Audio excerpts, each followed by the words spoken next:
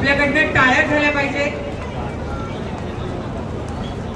त्यांच्याकडून हा जो होणारा प्रयत्न आहे खरंच मानाचा आहे, सन्मानाचा आहे.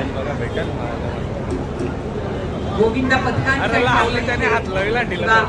गोविंदांसाठी आपण इथे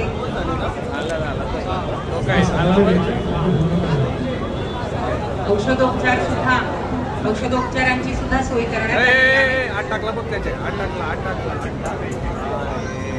पूर्ण तयारी. चिखलीकरांचा हा छोटा बाल कृष्ण नाही हात टाकला त्याचे.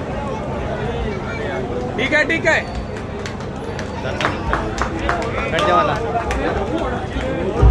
एकदा जोरदार टाळ्या झाल्या पाहिजे.